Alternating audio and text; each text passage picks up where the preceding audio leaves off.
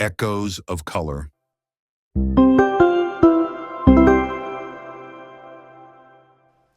Anyone ever heard of the word chemsex? I'm sure you're wondering, chemsex, maybe chemistry sex, but we're here to unpack that today.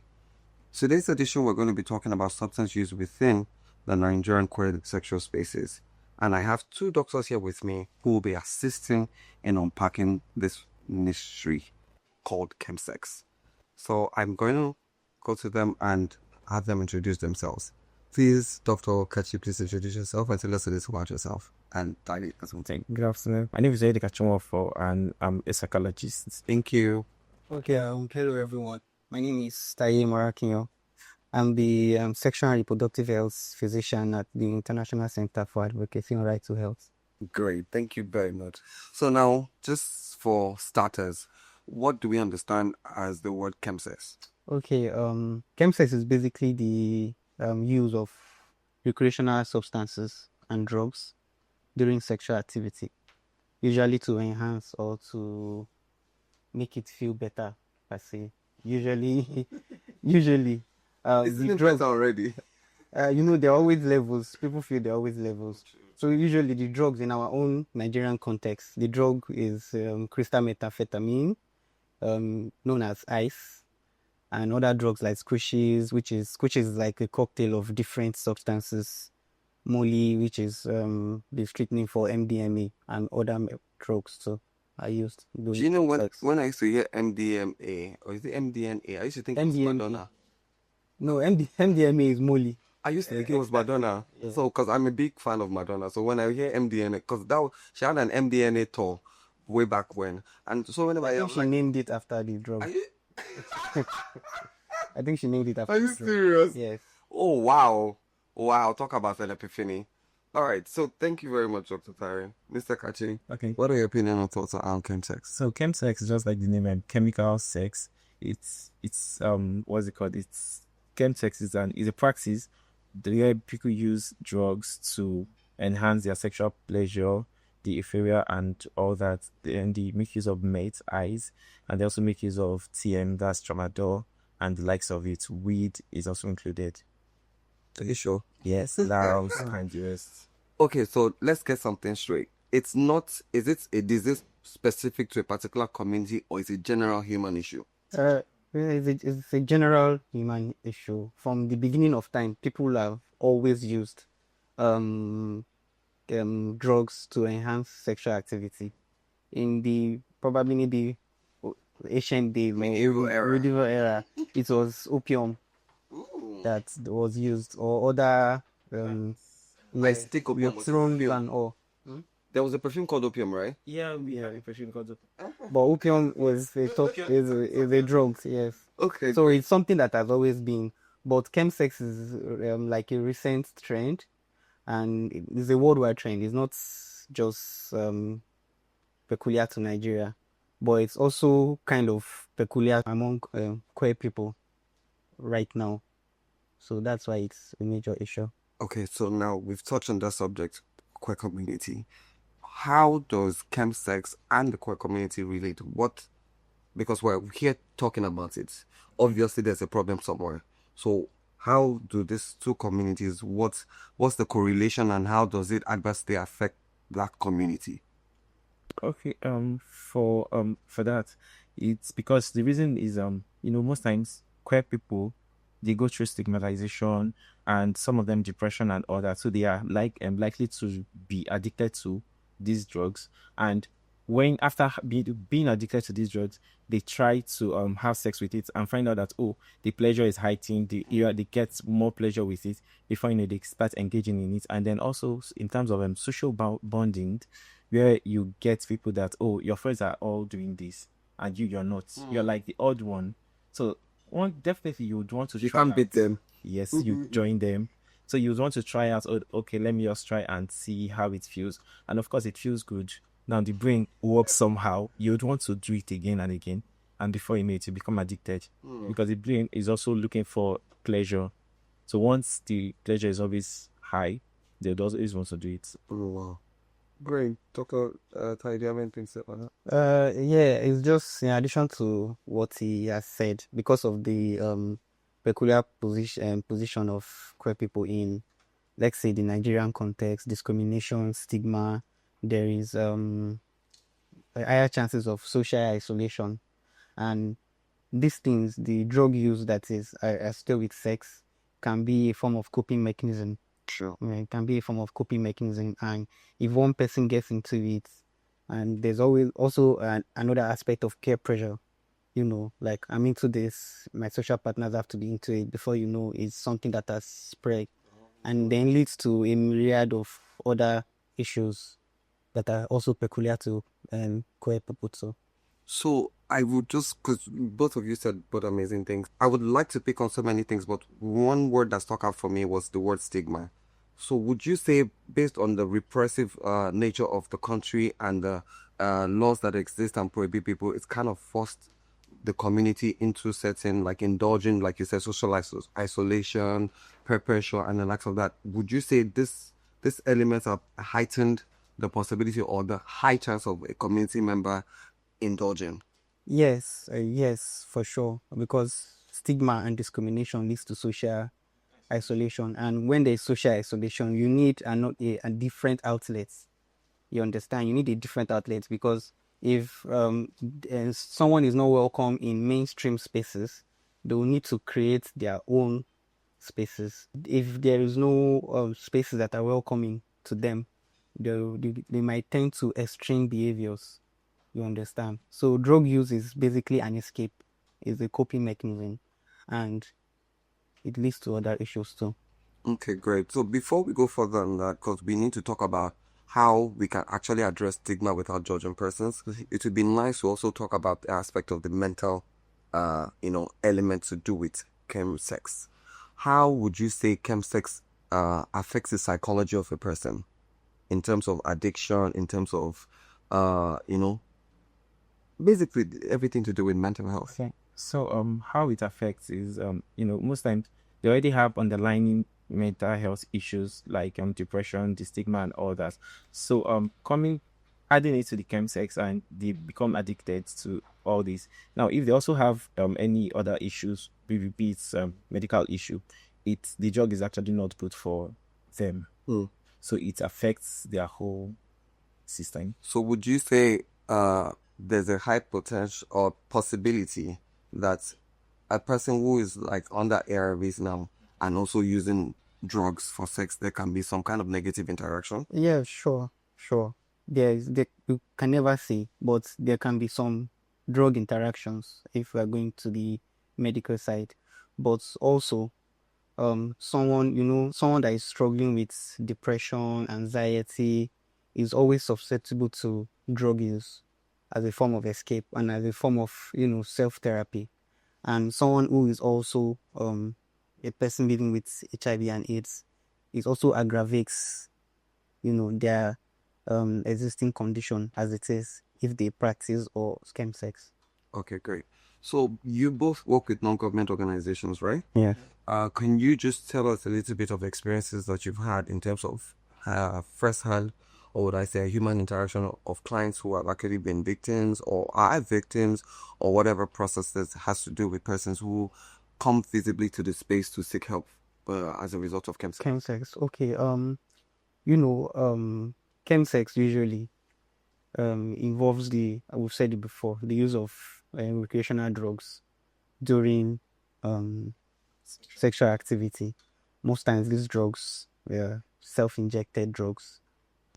Some of them use exchange needles, which can be a source of, transmitting infections, particularly HIV and AIDS.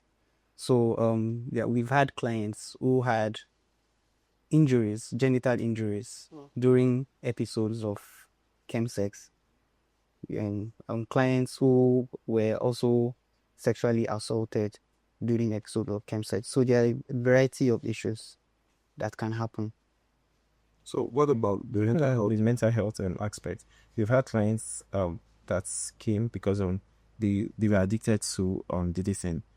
For example, I once had a client who who has been addicted to mint, and he's been having issues at work because imagine working in your own office space. At some point, you will have to like leave to go and take that because now eyes does not only just affect you, it affects your nervous system also.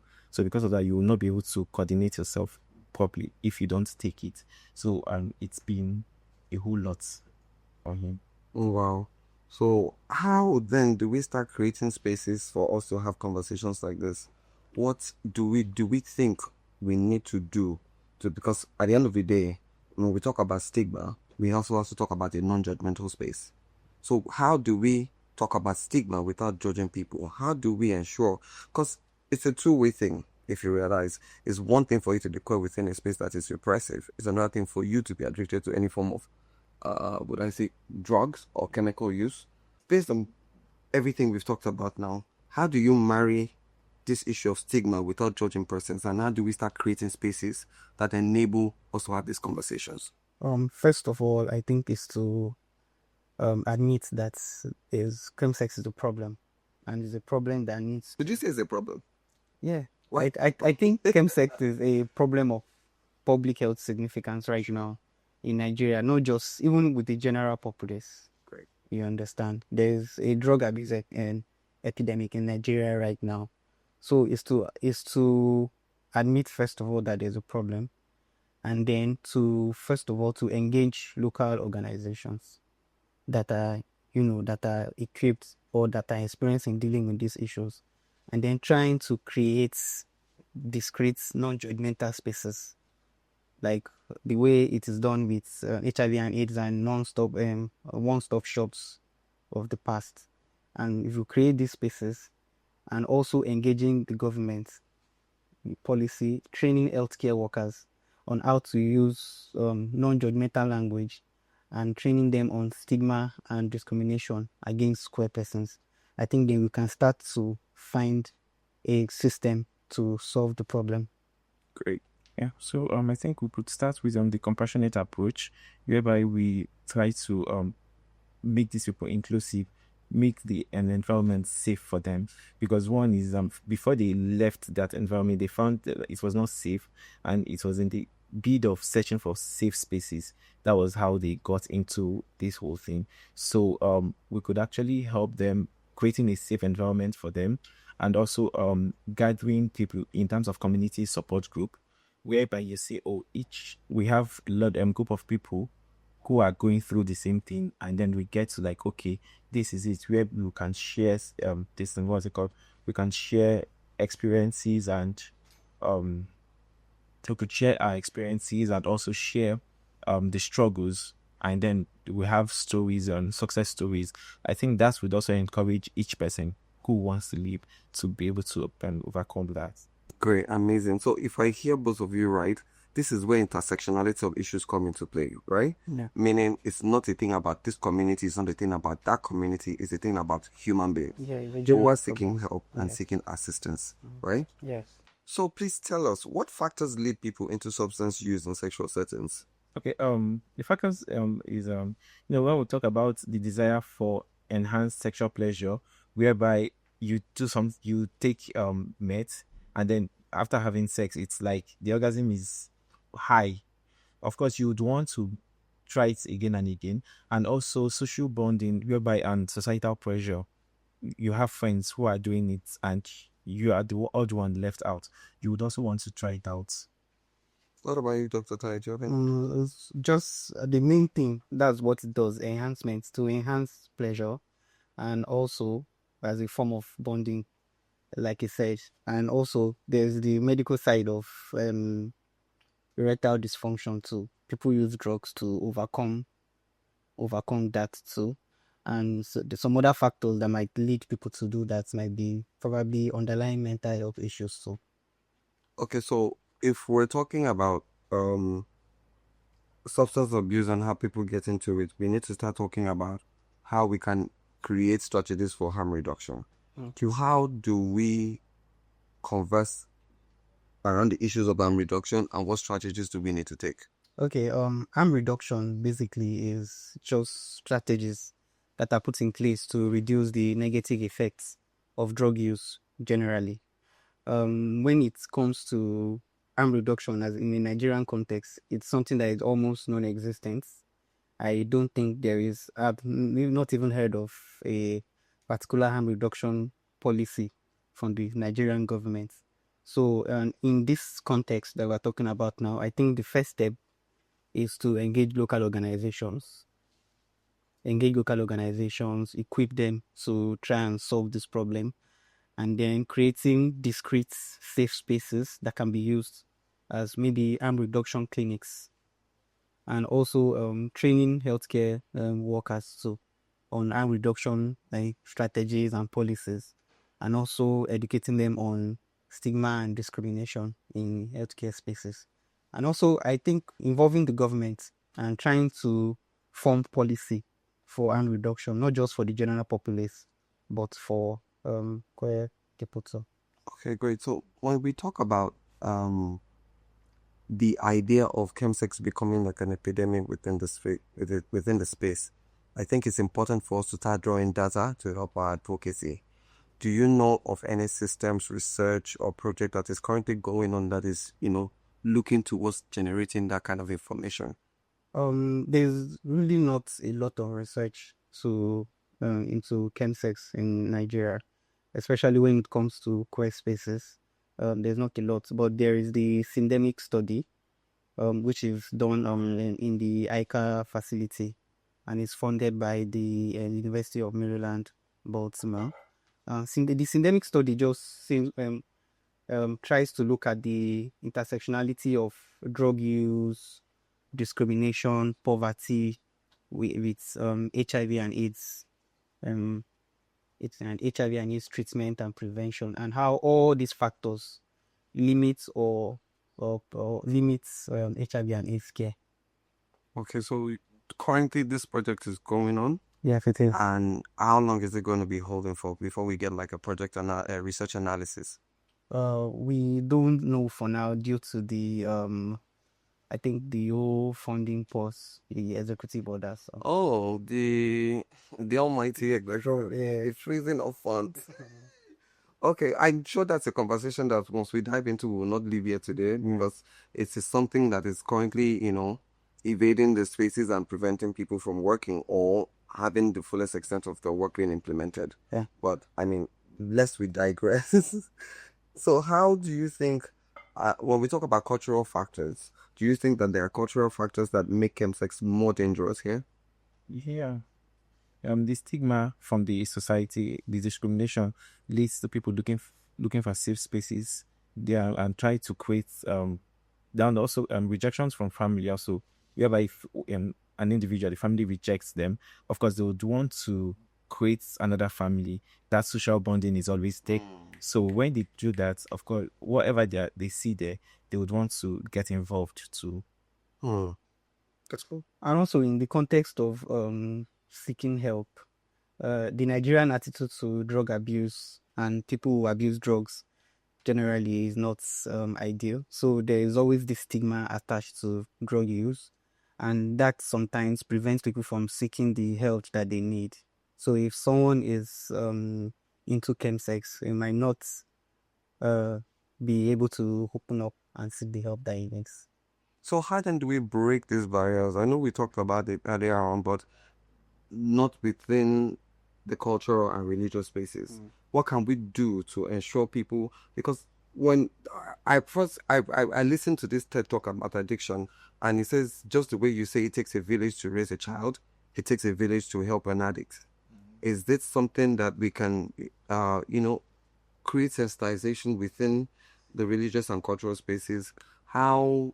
Because when anybody hears substance abuse, they think of the person being irresponsible.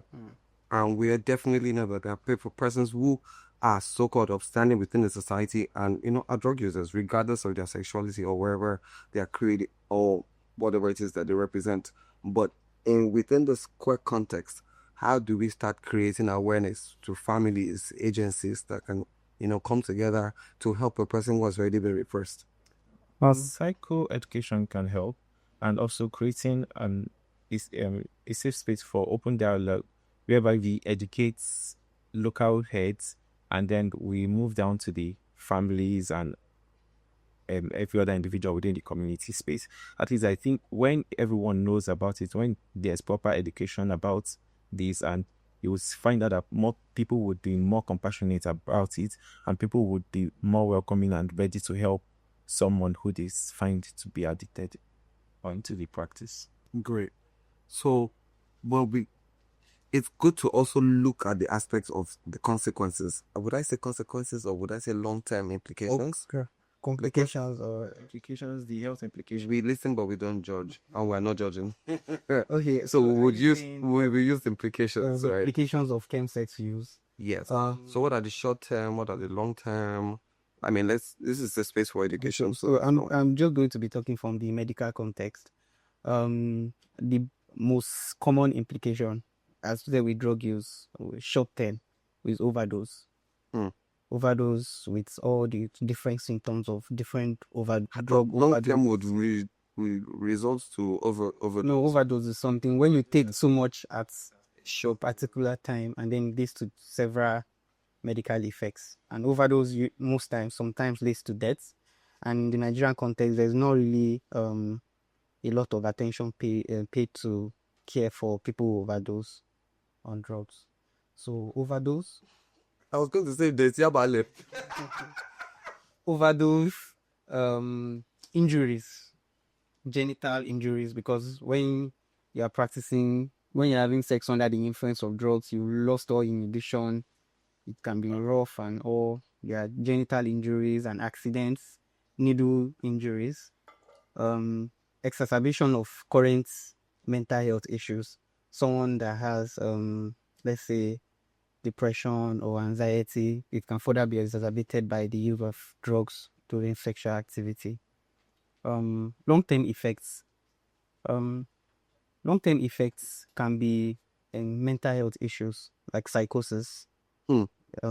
Addiction to these drugs is also a long-term effect. You can contact sexually transmitted SDI. yes, like HIV, syphilis, and all that, because people that are into chemsex tend to not use protection. Imagine being high off your mind. You're not going to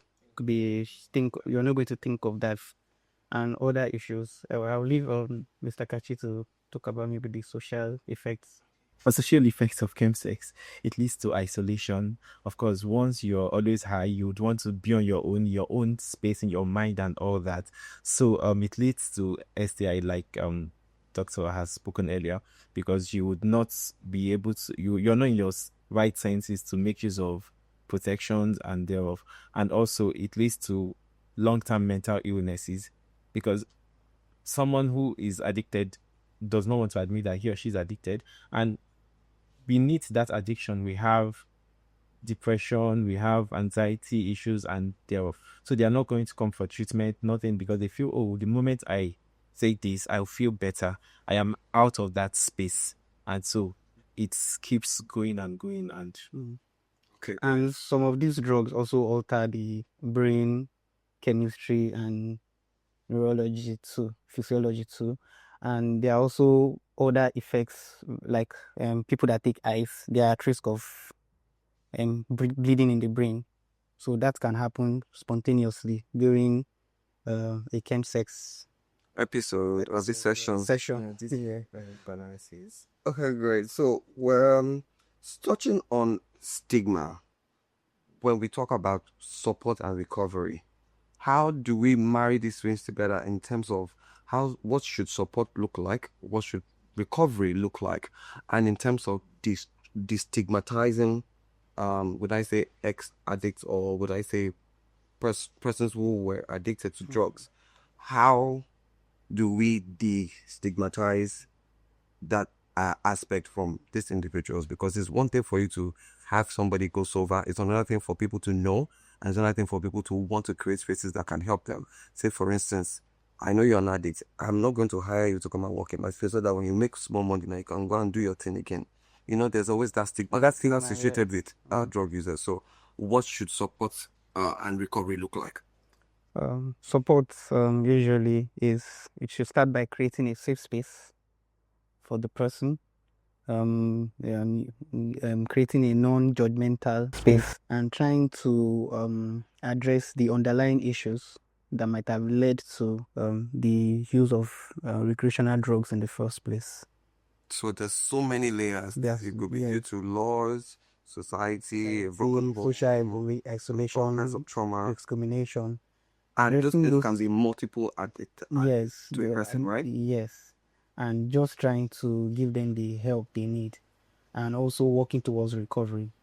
Usually, is to try and taper off the drug over time, and just reduce the doses that they take, and try to basically wean them off the drug, and also giving them other medical supports, and just trying to alleviate the symptoms of withdrawal that might come up when you are trying to take them off the drug, and also mental health services and rehabilitation and all that, trying to reintegrate them into society. It can be economic empowerment and all that. Great. Okay, it should be holistic, whereby you incorporate mental health services, the support group, and with also rehabilitation programs for them, because for addiction, someone who is fully involved in chemsex, for the addiction issues, they can't just stop it. I can't just come up and like, oh, I'm stopping it, I'm not taking this again, and it's going to be like that. No, but instead, gradually we try to reduce the dosage, and also we try to create that safe space for them, whereby they understand that they are not being judged, and then the stigmatization is not there. Yes, even if you're trying to, okay, I reduce your dosage, and then you come back to me and like, oh, sorry, I couldn't meet up, I had to take it. I'm not judging you. I'm like, okay, no problem, we can try again tomorrow. Thereby you gaining my trust, and like, okay, it's not something, he's not mounting me under pressure. It's something, a gradual process. Okay, yes, I would want to then work towards it. And then when that trust is established and the stigmatization is not there, of course, but we are working towards it. Okay, so I was giggling earlier on. I was giggling basically for the fact that you mentioned support group systems. And, as a Nigerian, you have to be realistic with yourself. Do support group systems, do they work within the space? And they do. Do we have examples of ones that actually exist or that are working? Yes, they do. For in my organization as ICA, we have support group system. They're actively working, whereby we have group of people who are going through addiction, depression, and thereof. So it's active, it's working. There have been success stories. Really? Yes. Okay, amazing. Well, I think I should know so. But anyways, thank you very much for this very enlightening conversation.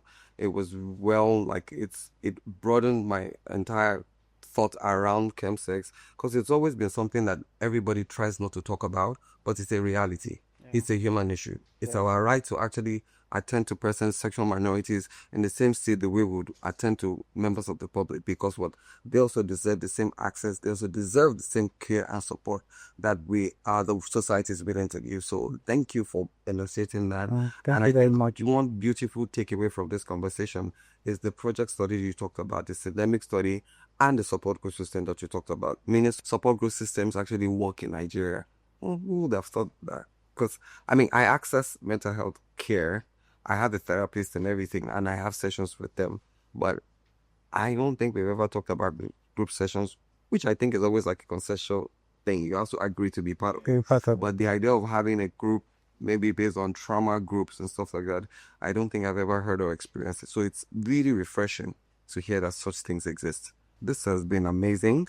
Thank you so much for the conversation. We really, really, really appreciate this. So it's understandable to know that chemsex is not just a queer thing or something that is attached to a negative part of the society. Oftentimes, there were conversations that led that queer persons were the ones that brought about HIV, which is not the case in reality. It was a human issue, and it had nothing to do with gender or sexuality. In the same state, chemsex is something that has to do with intersectionality of issues, meaning it's not about a community, but a group of persons seeking help, needing assistance in a non-judgmental, non-stigmatizing or discriminatory way. My name still remains Abawa Miaka, and this is Echoes of Colors. Thank you and goodbye. Echoes of Color.